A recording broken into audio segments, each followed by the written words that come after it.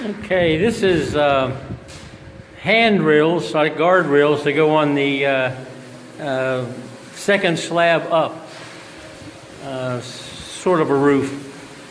And they're 4 feet tall. And this one is horizontal. You know, they're all the frames are all horizontal.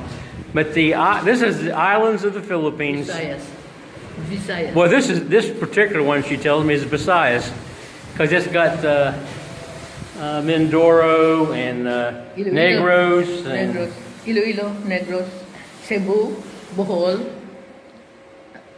Leyte, Samar. Yeah. And is that a piece of Mindanao? Yeah. Okay. Anyway, there's like 50 of these, and they're just scenes of the shapes of the island. The lines that are across it, some cases they're bearing guys, because you have to divide it with something, and that's the only thing that was on maps that made any sense to use. Same here with Bohol. It's government districts. Negros Oriental, Negros Occidental, the west. Yes. Negros, and this is East Negros. Now, some of them, the division lines are maps, roads rather, off of a road map. This one right here, it's an island that's used for dive sites, but those are roads that are across the island. It filled the space in better than the bearing guys, or what's the word? Province? No. Well, whatever. Barrios. Yeah, barrios. Anyway, there's several of these are done. All those frames are filled. It says there's only 52 of them. I'd say we're getting along to getting that knocked out. These are seagulls. Well,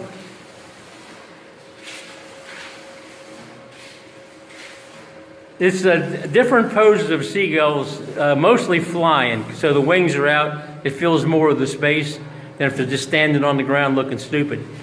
So these are going to go in the air vents where the whole house fan sends the air back outside. There's 10 of those. You just have to have something to put a screen on, for mosquitoes. Here's a couple more islands all stacked up, so it's just a gibberish of lines right there. We got, there's a door that hasn't got a frame. It's a lobster.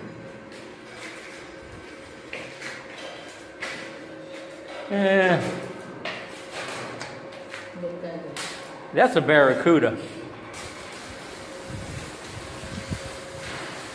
And then we got a stack of different kinds of sharks over here. That'll be the next roof level down. There's barriers that goes around that also to keep people from falling off the house. That's the thing about when you have a flat roof house. It's a long way to the ground, and while it makes sense to watch yourself during the daylight, if anybody's walking around up there and the lights goes out, they can walk right off the roof. So we're putting handrail around it. Oh, this is one of our front gate panels. It's about 12 feet long, 6 feet high. And this one, I'll make it upside down probably. You can see the whole thing. That's a Chinese dragon.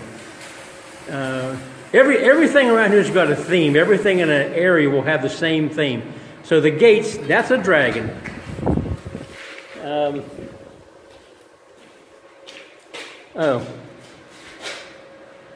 Here's another stack of different kinds of fish. And those are going that second level one too.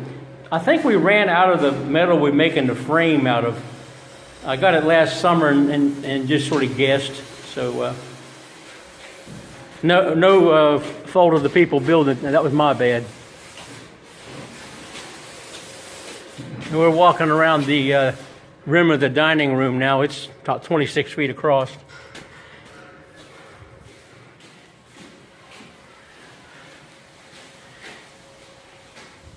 These are scaffolds built in Manila, Bacoor region, behind the SM Mall on the long face, but not the main gate where the jeepneys are.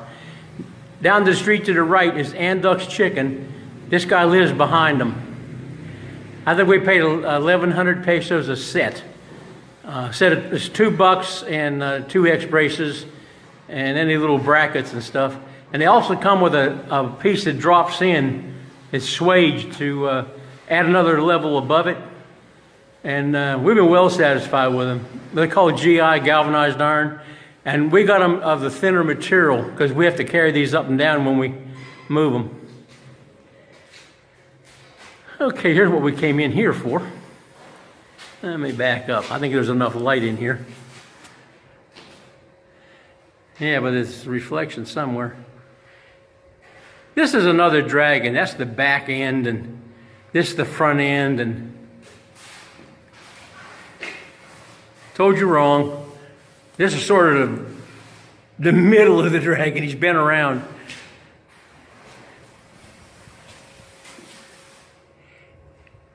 That's his face. Got an eyeball showing. Some teeth. And this is a European dragon. It has wings on it. And this dragon comes with a bunch of spikes off of pretty much everything. He looks a lot more vicious.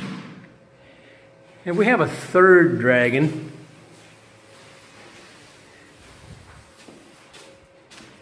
You have to have a personnel door so that you haven't got to swing these big heavy gates open and closed all day long. Everybody that comes... We're keeping the gates closed not for security, but because we're trying to grow turkeys, free-range turkeys, and keep them from getting lost.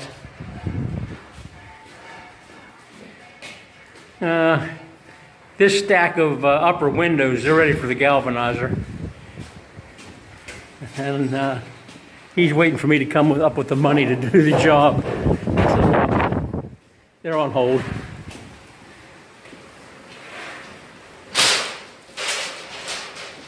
Okay.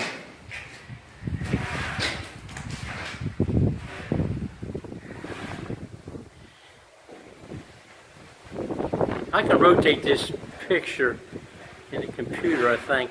This is a Japanese dragon. He's not very colorful. The Chinese dragon is gold with some green. European dragon is a burnt red.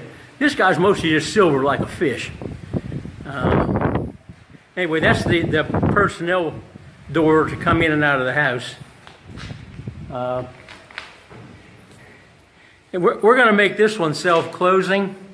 Like I say, we want to be able to push it aside with the motorcycle and not have to get off to close it. My motorcycle doesn't like being stopped when it's just barely started. Just get it warm. Try to start it after that. It's a son of a... Well, it's ugly.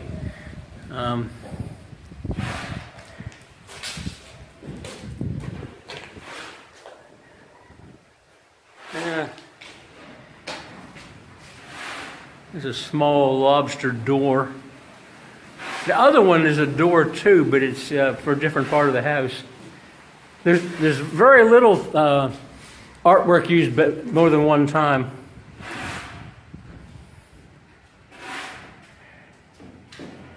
Not sure what kind of fish that is. I don't think it's an Oscar.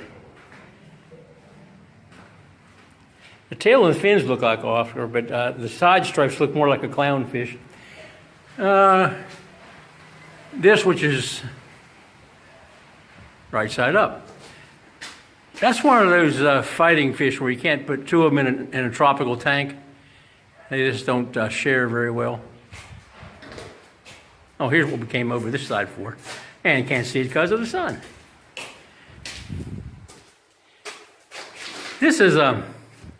entry door. Second level out onto where all the lanais are. I don't know if you can make it out or not. It's giant leaves. These are just a little bigger scale than the actual leaf. We have some where they had to be scaled down. The leaves are so huge, like 11 feet long, and they wouldn't fit on the door, so they were made smaller. But the idea of the entry doors is there's a lot of bars, you know, not any big holes that makes it easy to get in and out through it. So.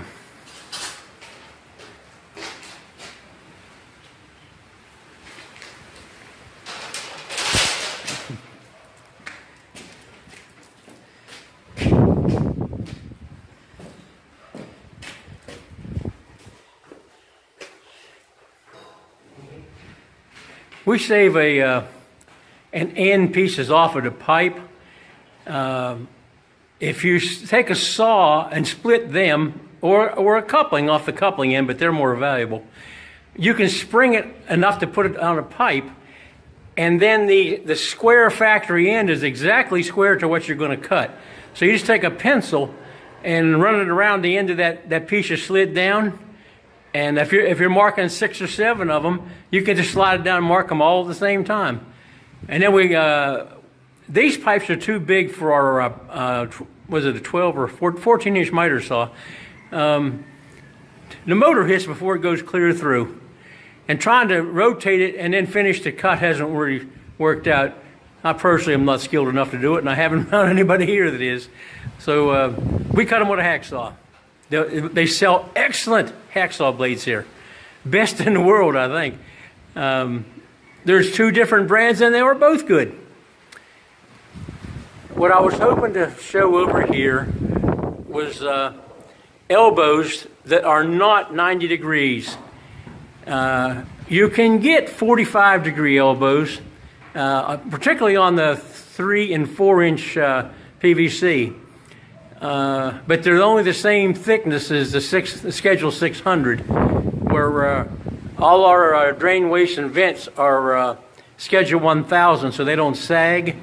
And we set them all with the transit, so they're pretty close.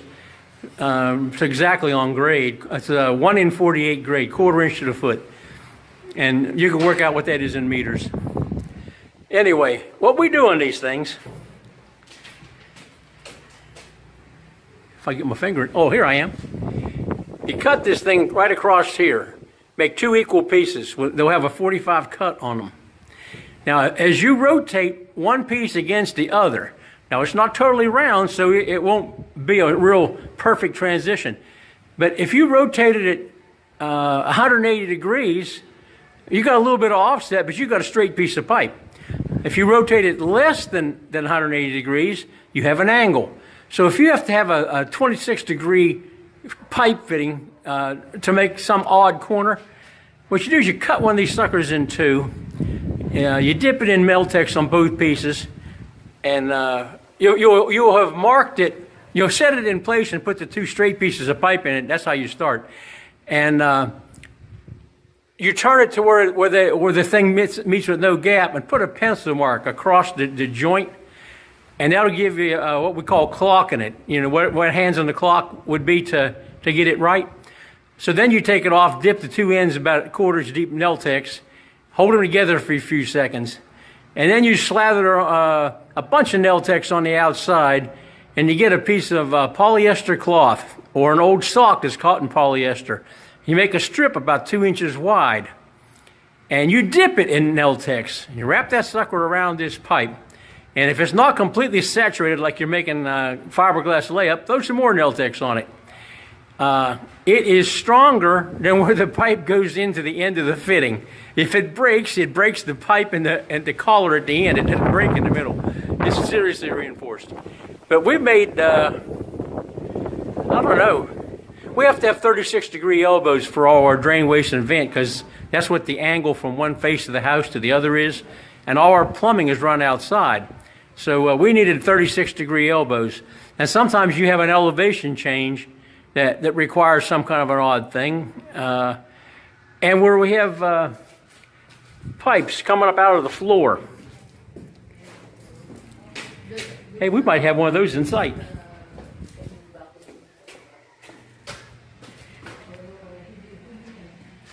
No. No wrapped elbows. Well, we got about 7 rooms of plumbing, so there's probably one someplace. But anyway, if these pipes, if you wanted them plumb out of the floor, and for some reason they couldn't be because we have to dodge the rebar. You can see that that's about a 9.25, maybe 9.5 inch spacing on the rebars in this floor. We don't cut rebar. If it's on a floor, it goes from one end of the building to the other, clear across under everything. It just would make a weak point if you started chopping bars out. But that's about as big a space as you're going to get is 10 inches. So if the pipe like this one came up directly underneath of the rebar, we have to offset it both at the bottom, and then we have to get it back plumb wherever it comes up at the top. And this is under the kitchen stove. It's a drain for something. It's a water drain. Anyway, we make odd angle elbows just as a course of the day. That's our rebar spacing on the suspended slab above the first floor. It's the ceiling in here. And that's about 7 inches by 7 inch grid. And like this, see, we're going to put a piece of pipe down through there to drill a hand pump well right through the bottom of the house. And that's why this is not poured where every other one, there's another 25 of them, they're all poured, filled full of concrete. But we have to get a piece of 8-inch PVC to use for a drill casing. And until we do that, we're kind of stuck on this little place. But when it comes up here, I'll just end it someplace there because it won't fit through that grid. I suppose I could slit it, you know, 4 places across and shove it up in there and then put a coupling on it and keep on going with the pipe. Wrap it with some nail protection rags or something. Anyway, we have to make a T up there for the what comes out when you wash this well down. We have tailings that come out. We've got to separate them up there and get the water back so we can recycle it. But that's why this is not poured, and that's why we're stopped. This curvilinear form here, that's the shape of our toe kick. This is not camber distortion, it actually is curved that much. It gets a facing on the bottom down here, and then it doesn't show. Wait a minute, there's an end. Can't help but to show. Okay, there's a couple layers of plywood. It has D1 written on it. So the B1 down below it, you'll get a short strip of thin plywood, and that'll set the height of the concrete for the pour. It'll be the bottom of the shelves, like the boxes underneath of the counters and sinks. That will be the bottom of them. There's no wood or anything goes in it. And then there's another one of these things.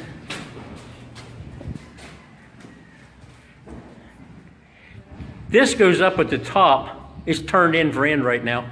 This one goes up at the top, and a piece of thin plywood across the face of this, and down against this little short piece that's down here. That will be the shape of the front of the boxes in the kitchen. And this is wide because it gets a piece of thin plywood on the outside.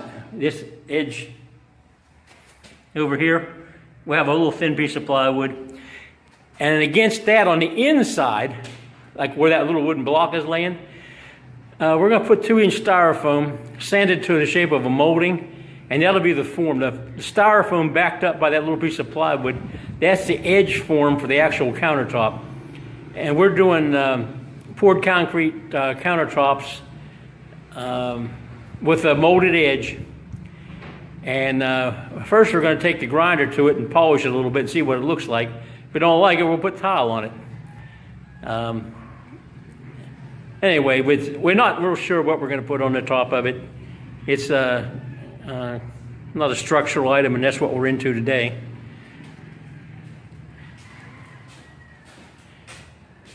These are ready for the galvanizer. These are for 3 duplex outlets, and there'll be one on each side of a wall that's an interior wall. 2 duplexes are 220, and one won't be white, it'll be brown plastic. That's 110. We're going to put the receptacles in the hole, but we may not wire the 110. I'm not sure about that yet. The wire is pulled into the pipes, going upstairs, but I can just bend it over where it can't contact anything on either end and not mess with that, because we have not got 110. We have to make it, and that sounds like it's going to be a constant loss of electricity. I don't really think much of that. These cabinet boxes, which are looking into the light, this piece of stuff laying there, that's actually a curve. You can see these down here, they got curves on the front edge, and that'll butt up against this, what's the facing for the cabinets. Full width piece of plywood only makes the little 4-inch strip that goes between the cabinets, plus what's above the cabinets, up to the, it's the top of the cabinet, and then on top of that, there's another slab, which is the actual sink. And of course, the sinks have a cutout to go right through both pieces. There's 8 of these boxes. There's assorted sizes. They had to clear plumbing things down below, gas lines. In the back, there's holes for 3-inch pipes. Basically, you cut a 3-inch pipe and drop a nail or 2 in it, and that keeps it from sliding in and out. And that's the spacers, and that's where your drain lines run. These are on a grade, a 1:48 grade, clear across all this stuff. So we can put a T any place near the end down there, and it'll have drainage. Oh, this video is way long. We're gonna stop right now.